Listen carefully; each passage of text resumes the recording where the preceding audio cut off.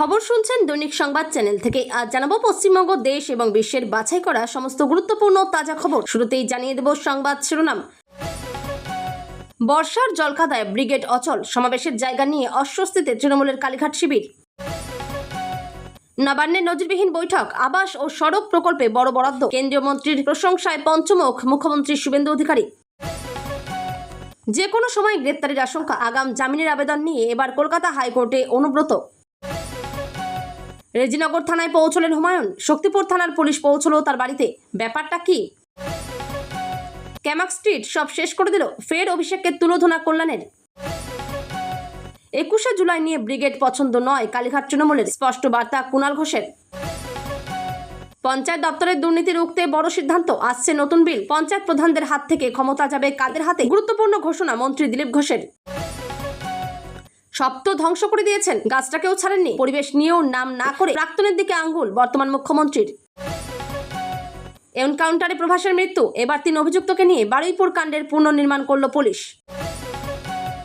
এবার বাংলার সর্বত্র তৈরি হবে সেবা কেন্দ্র, মুখ্যমন্ত্রীর হাত ধরে সূচনা বিধাননগরের সেবা কেন্দ্রের। রাজ্য পুলিশে বিরাট রদবদল, 33 IPS এর বদলি, সিআইডির মাথা থেকে সরানো হলো সুপ্রতিম সরকারকে।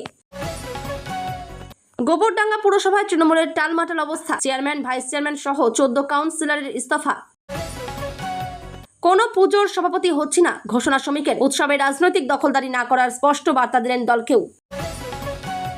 নিউ টাউনের গেস্ট হাউসে টাকার পাহাড়, উদ্ধার সিসিটিভি ফুটেজ, হাওয়ালা যোগ খতিয়ে দেখছে পুলিশ। ইথানল মিশ্রিত পেট্রোলে মাইলেজ কমছে, শুনেই পরিবহন মন্ত্রী গডকরি বললেন, আমি আপনি এটা মাপতে পারবো না। ফের বারুইপুর, বাড়ি ছেড়ে চলে আসা নাবালিকার সঙ্গে শিয়ালদহে আলাপ জমিয়ে ধর্ষণের চেষ্টা, ভাড়া বাড়িতে গ্রেপ্তার 1। চেয়ার বাঁচাতে লাখ লাখ টাকা বিলি, তৃণমূল প্রধানের নোট ছড়ানোর ভিডিও ঘিরে তোলপাড়। কাঁপছে বাংলা, 2011 থেকে 2026-এর সব দুর্নীতিবাজদের তালিকা হচ্ছে। নবান্নের বিস্ফোরক বিজ্ঞপ্তিতে ঘুম উড়ল রথী মহারথীদের। সেদিন মানুষ দেখবেন। 21শে জুলাই প্রস্তুতি, প্রাক্তন কাউন্সিলরদের নিয়ে নব তৃণমূলের বৈঠক শেষে বললেন চন্ডিমা। পুর নিয়োগ দুর্নীতিতে নজরে এবার মদন মিত্র, কামারহাটির তৃণমূল বিধায়কের 2 পুত্র এবং স্ত্রীকে তলব করল ইডি। ঢেউয়ের দাপটে ফাটল ট্রলার, উত্তাল বঙ্গোপসাগরে দ্বিতীয় দুর্ঘটনা, কোনো ক্রমে প্রাণে বাঁচলেন 13 জন মৎস্যজীবী। 2 মাসেই পুলিশকে দলদাস বানিয়েছে বিজেপি, সেটাভাঙ্গা মন্তব্যে 4 ঘন্টা জেরা শেষে বেরিয়ে কটাক্ষ হুমায়ুনের। বালিশ চাটন তৃণমূল। ঋতব্রত শিবিরকে তীব্র আক্রমণ কুণাল ঘোষের, তুঙ্গে রাজনৈতিক চর্চা। ওসিকে বাবা মা তুলে গালিগালাজ, বিপাকে হুমায়ুন কবির। লোকসভায় NCPI দলনেতা সুদীপ, পদ কাকলি শতাব্দীরও, বসবেন পৃথক আসনে। চাইলে বিশ্বসেরা আইনজীবী আনুন, হাসিনাকে স্বাগত জানিয়েও তারেকের উপদেষ্টা বললেন, মানুষ ওর ফাঁসি চায়। ফের নেপালের রাজপথে জেনজির প্রতিবাদ, কেন প্রধানমন্ত্রী বলেন্দ্রর বিরুদ্ধে ফুঁসছে পড়শি দেশ। টাকা ছিনতাই, মারধর, এমনকি প্রাণে মারার হুমকি, পুরুলিয়া থেকে গ্রেপ্তার তৃণমূলের 2 যুবনেতা। বিদায় করেছিল বমেরা, ঢুকতে দেয়নি তৃণমূলও। পালা বদলের পরে রাজ্যে পা রাখছেন তসলিমা। 1 আগস্ট অনুষ্ঠান রবীন্দ্র সদনে। বৈষ্ণোদেবী মন্দিরের 550 কোটি রূপো চুরি, তড়িঘড়ি তদন্তকারীদের কাছে রিপোর্ট চাইল আদালতের। এতক্ষণ শুনছিলেন সংবাদ শিরোনাম, এখন আসছি বিস্তারিত খবরে। কেন্দ্রীয় কৃষিমন্ত্রী শিবরাজ সিং চৌহানের সঙ্গে নবান্নে এক গুরুত্বপূর্ণ উচ্চ পর্যায়ের বৈঠক করলেন মুখ্যমন্ত্রী শুভেন্দু অধিকারী। রাজ্যের সামগ্রিক উন্নয়ন, কৃষি পরিকাঠামো এবং প্রান্তিক মানুষের কর্মসংস্থান নিয়ে এই বৈঠক অত্যন্ত তাৎপর্যপূর্ণ। বৈঠকের পর কেন্দ্রীয় মন্ত্রীকে পাশে নিয়ে মুখ্যমন্ত্রী নিজেই সাংবাদিক সম্মেলন করেন এবং রাজ্যের উন্নয়নের নতুন রোডম্যাপ তুলে ধরেন। আবাস ও যোগাযোগ ব্যবস্থায় বড় স্বস্তি। মুখ্যমন্ত্রী জানান, কেন্দ্র রাজ্যের আবাসন ও গ্রামীণ পরিকাঠামো উন্নয়নে বড় ভরসা জুগিয়েছে। প্রধান সিদ্ধান্তের মধ্যে রয়েছে আবাস যোজনা। দ্রুত বাড়ি তৈরির কাজ শুরু করার লক্ষ্যে কেন্দ্র প্রথম পর্যায়ে 1 লক্ষ বাড়ির অনুমোদন দিয়েছে। গ্রাম সড়ক যোজনার আওতায় 1000 কোটি টাকা বরাদ্দ করা হয়েছে, যার মাধ্যমে 2400 কিলোমিটার দীর্ঘ রাস্তা নির্মাণের কাজ দ্রুত গতিতে সম্পন্ন হবে। কর্মসংস্থান ও কৃষকদের আয় বৃদ্ধিতে নতুন লক্ষ্য। রাজ্যের মানুষের আর্থিক অবস্থার উন্নতির জন্য সরকার বিশেষ নজর দিচ্ছে বলে জানিয়েছেন মুখ্যমন্ত্রী। তিনি বলেন, 125 দিনের কাজ। রাজ্যের 2,56,00,000 মানুষকে এই প্রকল্পের আওতায় আনার লক্ষ্যমাত্রা নিয়েছে বর্তমান সরকার। কৃষি ও উদ্যান পালন, কৃষি উৎপাদন বৃদ্ধির পাশাপাশি ফুল ও পান ধান চাষের ওপর বিশেষ জোর দেওয়া হচ্ছে। বিশেষ করে দার্জিলিং, পুরুলিয়া এবং ঝাড়গ্রামের মতো জেলায় কৃষি ব্যবস্থা আরো শক্তিশালী করার রূপরেখা তৈরি হয়েছে। মহিলা স্বনির্ভরতা। রাজ্যের 80 লক্ষ মহিলার কর্মসংস্থান ও স্বনির্ভরতা নিশ্চিত করতে বিভিন্ন নতুন কর্মসূচি গ্রহণ করা হয়েছে। কেন্দ্রের আশার বাণী। রাজ্যের নতুন সরকারের রাজ্যের নতুন সরকারের কর্মসংস্কৃতির ভূয়সী প্রশংসা করেছেন কেন্দ্রীয় কৃষিমন্ত্রী শিবরাজ সিং চৌহান। আগের সরকারের বিরুদ্ধে অসহযোগিতার অভিযোগ তুলে তিনি বলেন, আগের জমানায় কাজ হয়নি, কিন্তু বর্তমান সরকার মানুষের জন্য কাজ করছে। পশ্চিমবঙ্গ যাতে দ্রুত উন্নয়নের পথে এগিয়ে যায় তার জন্য ভারত সরকার সব রকম সহযোগিতা করবে। মহিলাদের স্বনির্ভর গোষ্ঠীগুলিকে আরও শক্তিশালী করার প্রতিশ্রুতিও দিয়েছেন তিনি। গত 15 বছর ধরে 21শে জুলাইয়ের শহীদ স্মরণ সভা ছিল তৃণমূল কংগ্রেসের বার্ষিক শক্তি প্রদর্শনের প্রধান মঞ্চ। কিন্তু এবারে চিত্রটা একেবারেই ভিন্ন। দলের অন্দরের সমীকরণ বদলে যাওয়ায় এবং দুই শিবিরের দড়ি টানাটানিতে 21শে জুলাইয়ের প্রস্তুতি এখন রাজনৈতিক উত্তাপের কেন্দ্রে। দুই শিবিরে বিভক্ত 21। তৃণমূলের দুই শিবির এখন দুটি ভিন্ন স্থানে সভা পালনের প্রস্তুতি নিচ্ছে। ঋতব্রত বন্দ্যোপাধ্যায়ের নেতৃত্বাধীন শিবির ইতিপূর্বেই গান্ধী মূর্তির পাদদেশে সভা করার জন্য প্রশাসনিক অনুমোদন পেয়ে গেছে। সেখানে জোর কদমে প্রস্তুতিও শুরু হয়েছে।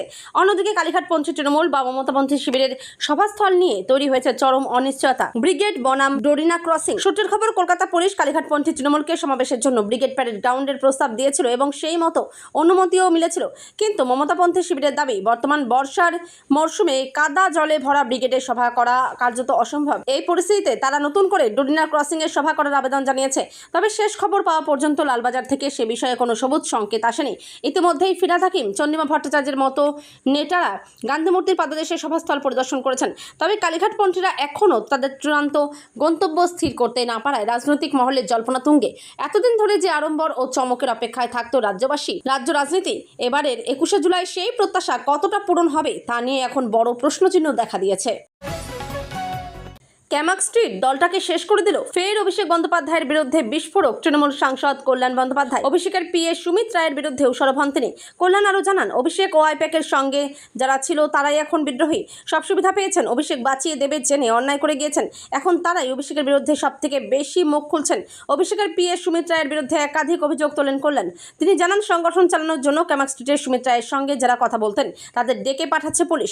অন্যদিকে ঋতব্রত শিবিরে যোগ দেওয়ার জন্য চাপ দেওয়া হচ্ছে। সুমিত রায়ের জন্যই অসংখ্য তৃণমূল নেতাকর্মী এই চাপের মুখে পড়ছে। ক্যামাক স্ট্রিটটা তৃণমূলকে শেষ করে দিল। কল্যাণ আরও জানান, বিদ্রোহী বিধায়কদের সঙ্গে ক্যামাক স্ট্রিট ও আইপ্যাকের ভালো সম্পর্ক ছিল। তিনি একাধিকবার আইপ্যাকের সমালোচনা করেছিলেন। সেই সময় কেউ তার পাশে এসে দাঁড়ায়নি। যারা সেই সময় আইপ্যাক ও অভিষেকের থেকে সবথেকে বেশি সুবিধা নিয়েছেন তারাই এখন সবথেকে বেশি অভিষেকের বিরুদ্ধে মুখ খুলছেন। তার কথায়, আইপ্যাকের থেকে সব সুবিধা নিয়েছেন, নিজেদের নেতা বলে প্রতিষ্ঠা করেছেন, নিজেদের অভিষেকের লোক বলে চাপ সৃষ্টি করেছেন। আজ তারাই অভিষেকের বিরুদ্ধে বলছেন। একটা থানায় হাজিরার সময় আগে থেকেই ঠিক ছিল। সেই মতো সকাল 11:30টায় কর্মী সমর্থকদের নিয়ে থানায় পৌঁছে গেলেন তিনি। আর নওদার বিধায়ক হুমায়ুন কবির যখন রেজিনগর থানায় পৌঁছলেন তখন তার বাড়িতে পৌঁছে গেলেন শক্তিপুর থানার পুলিশ। মঙ্গলবার শক্তিপুর থানার পুলিশ হুমায়ুনের বাড়িতে গিয়ে হাজিরা নোটিশ দিয়ে এলো। রেজিনগর থানায় হাজিরার পর আগামী 19শে জুলাই শক্তিপুর থানায় হুমায়ুনকে হাজিরা দিতে হবে। হুমায়ুনকে দুই থানায় হাজিরার জন্য কেন ডাকা হলো? হুমায়ুনের দুটি মন্তব্য নিয়ে দুটি থানায় মামলা হয়েছে। গত 26শে জুন রেজিনগরের কাশীপুর হাটতলার এক জনসভায় বিজেপিকে হুঁশিয়ারি দিয়ে আম জনতা উন্নয়ন পার্টির প্রধান হুমায়ুন বলেছিলেন, আমি যেদিন ময়দানে মুসলমানদের নিয়ে নেমে যাব না সেদিন এমন সেটাভাঙ্গা মার শুরু করব যে আপনাদের পতাকা ধরার লোক থাকবে না। অন্যদিকে শক্তিপুর থানায় যে এফআইআর দায়ের হয় সেখানে অভিযোগ করা হয় যে শক্তিপুর থানার গড়দুয়ার ঘাট সংলগ্ন এলাকায় একটি বিজয় সমাবেশ থেকে প্রশাসনকে উদ্দেশ্য করে মানহানিকর ও উস্কানিমূলক মন্তব্য করে হুমায়ুন। রেজিনগরে হুমায়ুনের এই হুঁশিয়ারি নিয়ে কড়া বার্তা দেন মুখ্যমন্ত্রী শুভেন্দু অধিকারী। বিধানসভায় হুমায়ুনের মন্তব্য তুলে ধরে সংযত হওয়ার বার্তা দেন। দুটি থানার পুলিশও কড়া পদক্ষেপ করে হুমায়ুনকে হাজিরা হওয়ার জন্য নোটিশ পাঠায়। গত 3 জুলাই শক্তিপুর থানায় হাজিরা এড়ান নওদার বিধায়ক। তবে 4 জুলাই রেজিনগর থানায় হাজিরা দেন। ওই দিন হুমায়ুনকে 4 ঘন্টা জিজ্ঞাসাবাদ করে রেজিনগর থানার পুলিশ। সেই জিজ্ঞাসাবাদের পরই 14 জুলাই ফের হাজিরা দেওয়ার জন্য হুমায়ুনকে নোটিশ ধরায় রেজিনগর থানা। তৃণমূল নেতা কুণাল ঘোষ 21শে জুলাই সভা নিয়ে বলেন, 21শে জুলাই হবেই, প্রতি বছর হয়, আইন ইতিহাস রীতিনীতি মেনেই আবেদন করা হয়েছে। বিজেপির বি টিম যা করছে তাই পাচ্ছে। বাঘছাল পরিয়ে বিড়াল বাঘ হবে না, বিড়ালের মুখ থেকে হালুম নয় মেয়েও বেরোবে। কৃত্রিমভাবে মদত দিচ্ছে মানুষ। মমতা বন্দ্যোপাধ্যায়ের সাথে আছে। পাশাপাশি ঋতব্রতদের শিবিরকে আক্রমণ করে তিনি বলেন, ব্রিগেডে বিজেপির বি টিম করুক। এই ভরা বর্ষায় কিভাবে সম্ভব? আমরা চ্যালেঞ্জ করছি, করুক ওইখানে বি টিম। 2011 সালে জল দাঁড়িয়ে আছে, সেটা আমরা আগেই দেখেছি। কংগ্রেস নিয়ে কুণাল ঘোষ বলেন, কংগ্রেস একটা আলাদা দল। প্রদেশ কংগ্রেস দীর্ঘদিন কোনো কর্মসূচি করেনি। মমতা বন্দ্যোপাধ্যায় 21শে জুলাই প্রতিষ্ঠা করে দিয়েছে, দায়িত্ব পালন করেছে মমতা বন্দ্যোপাধ্যায়। শুভঙ্কর বাবু কথা বলেছেন, সেটা আলাদা ব্যাপার। বিজেপি এখনও ভয় পায় মমতা বন্দ্যোপাধ্যায়কে, তবে ব্রিগেডে কোনো মতে 21শে জুলাই করতে রাজি নয়। তিনি বলেন, বৃষ্টি লাকি আর হাঁটু জলে কাদা দুটোই আলাদা। অবশ্যই বৃষ্টি আমাদের লাকি, কিন্তু আকাশ যেমন বৃষ্টি দরকার তেমনি ভালো রাস্তা দরকার। দুটোকে এক করলে হবে না, বাস্তব জানতে হবে। জুলাই মাসে ব্রিগেড করে বিজেপি দেখাক। আপনারা ইচ্ছাকৃত করে শহীদ সমাবেশে বাধা দিচ্ছেন। সেই সঙ্গে তৃণমূল ভেঙে তৈরি হওয়া এনসিপিআই প্রসঙ্গে কুণাল ঘোষ বলেন, চূড়ান্ত বিশ্বাসঘাতক। সুদীপ বন্দ্যোপাধ্যায়কে নিয়ে একাধিকবার সতর্ক করেছিলাম, তাতে আমি অপ্রিয় হয়েছিলাম। বিজেপি বিরোধী ভোটে জিতেছিলেন, কর্মীদের পাশে না থেকে ওনারা বিশ্বাসঘাতকতা করলেন। বিল পাশ করানোর জন্য এদের তোল্লা দিয়েছে বিজেপি। মমতা বন্দ্যোপাধ্যায় ক্ষমতায় থাকলে এরাই পাশে থাকতেন। দিল্লিতে বাগবাজারের মতো পোষ্যের হাট হচ্ছে। পঞ্চায়েত দপ্তরের দুর্নীতি রুখতে বড় সিদ্ধান্ত নিল রাজ্য। সামনের বিধানসভার অধিবেশনে রাজ্যের পঞ্চায়েত আইন সংশোধন নিয়ে বিল আনা হচ্ছে। বড় ঘোষণা পঞ্চায়েত মন্ত্রী দিলীপ ঘোষের। পঞ্চায়েত প্রধানদের হাত থেকে ক্ষমতা নিয়ে আমরা তাই আধিকারিকদের হাতে ক্ষমতা দিচ্ছি। সামনের বিধানসভা অধিবেশনে বিল আনা হচ্ছে, জানালেন পঞ্চায়েত মন্ত্রী দিলীপ ঘোষ। প্রসঙ্গত, পঞ্চায়েত দপ্তরের দুর্নীতিতেও জিরো টলারেন্সের কথা জানিয়েছিলেন রাজ্য। ওড়িশা মডেলকে সামনে রেখে দুর্নীতি আটকাতে এই পদক্ষেপের পথে হাঁটছে রাজ্য। এর জন্য এর আইনে সংশোধন আনছে রাজ্য। 125 দিনের কাজ শুরু হতেই বড় পদক্ষেপ রাজ্যের। এবার গ্রাম পঞ্চায়েত প্রধানদের হাত থেকে আর্থিক ক্ষমতা তুলে নিতে চাইছে রাজ্য। তার বদলে প্রত্যেকটি পঞ্চায়েতের এক্সিকিউটিভ অ্যাসিস্ট্যান্টদের হাতে, অর্থাৎ সরকারি আধিকারিকদের হাতেই আর্থিক ক্ষমতা দিতে চায় রাজ্য। পঞ্চায়েত দপ্তরের এই আইনে সংশোধন আনার জন্য অর্ডিন্যান্স জারি করা হতে পারে বা বিধানসভায় সংশোধনী আকারে বিল পেশ করা হতে পারে।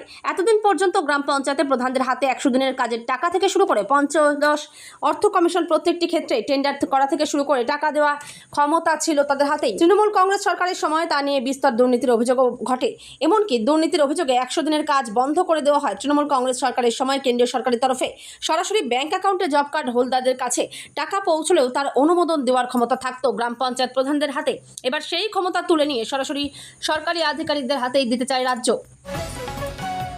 মুখ্যমন্ত্রীর কথায় হেলিকপ্টার থেকে রাজ্যের বনভূমির দিকে তাকালে তিনি শিউরে ওঠেন। বাঁকুড়া, পুরুলিয়া, ঝাড়গ্রামের কথা প্রসঙ্গে বলেন, আগে কি ঘন জঙ্গল ছিল, আজ কি অবস্থা হয়েছে। মঙ্গলবার সকালে সল্টলেকে বন বিতানে মুখ্যমন্ত্রী শুভেন্দু অধিকারী। রাজ্যে অরণ্যচ্ছেদন নিয়ে এবার মমতা বন্দ্যোপাধ্যায়ের পূর্বতন সরকারকে তোপ দাগলেন মুখ্যমন্ত্রী শুভেন্দু অধিকারী। বনভূমি ধ্বংস হওয়ার জন্য দায়ী করলেন পূর্বতন সরকারের অবহেলাকে। নাম না করে নিশানা করলেন মমতাকেও। বললেন, ধ্বংস তো সব করে দিয়েছেন, গাছটাকেও ছাড়েননি। এই অবস্থায় পশ্চিমবঙ্গের পরিবেশ রক্ষা করতে ব্যাপক বন সৃজনের ডাক দিলেন তিনি। মঙ্গলবার সকালে সল্টলেকের বনবিতানে অরণ্য সপ্তাহ 2026-এর সূচনা করেন মুখ্যমন্ত্রী। নিজ হাতে বৃক্ষরোপণ করেন। ওই কর্মসূচি থেকেই রাজ্যে বনভূমির বেহাল দশার কথা তুলে ধরেন শুভেন্দু। তিনি বলেন, আমরা যখন প্লেনে চড়ি, সরকারি কাজে বা ভোটের সময় হেলিকপ্টারে উঠি, নিচের অবস্থা থেকে শিউরে উঠি। আমি জমি থেকে উঠে আসা লোক, আকাশ থেকে অরণ্য সুন্দরী ঝাড়গ্রাম, বাঁকুড়া, পুরুলিয়া দেখলে কষ্ট হবে। 10 বছর আগে কি ঘন জঙ্গল ছিল, আজ কি অবস্থা হয়েছে। হাসিমারা যাওয়ার পথে তরাই ডুয়ার্সের অবস্থা দেখলে, চালসা জলদাপাড়ার অবস্থা দেখলে আমাদের সত্যিই কষ্ট হয়। এরপরেই মুখ্যমন্ত্রী বলেন, সব তো ধ্বংস করে দিয়েছেন, গাছটাকেও ছাড়েননি। তাই ব্যাপক বন সৃজনের মাধ্যমে পশ্চিমবাংলার পরিবেশ রক্ষা করতে হবে, অরণ্য সম্পদ তৈরি করতে হবে, অরণ্য কেন্দ্রিক জীবজন্তু এবং পরিবেশ বান্ধব বিষয়গুলিকে বাঁচাতে হবে। পূর্বতন সরকারের আমলে বিভিন্ন বাণিজ্যিক প্রতিষ্ঠানও প্রতিশ্রুতি মতো কাজ করেনি বলে অভিযোগ করেন মুখ্যমন্ত্রী।